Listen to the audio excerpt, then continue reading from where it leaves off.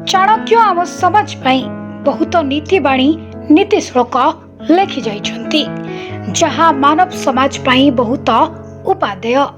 एही नीतिबाणी को जदि आमे पालन करिबा तेबे सबु स्थान रे पूज्यस्पद होई परिबा।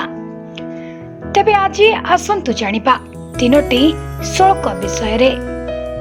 मातृवत् परदारेषु परद्रव्येषु लोष्ट्रवत् आत्मवत् सर्वभूतेषु च पश्यति स पंडितः।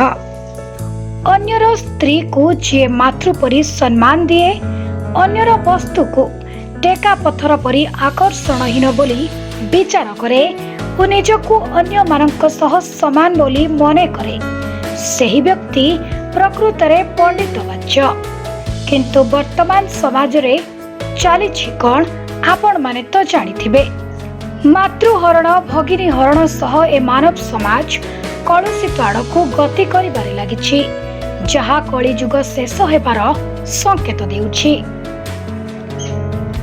पंडिते च गुणा सर्वमुखे दोषा हि केवलम त स्नानुष्क सहस्रेषु प्राज्ञ एकी विशेष्यते।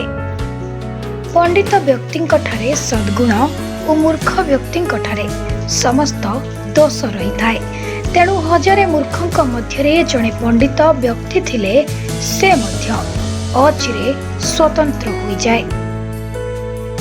विद्वत्वं च नृपत्व च नैव तुल्ये कदाचन स्वेदेशे पूज्यते राजा विद्वान् सर्वत्र पूज्यते।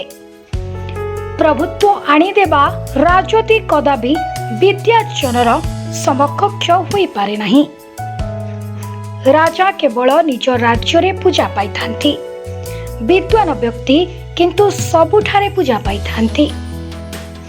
एही नीतिबाणी आपनको केमिति लागिला कमेंट बॉक्स माध्यम रे आपण माने हमकु जणाई परिबे।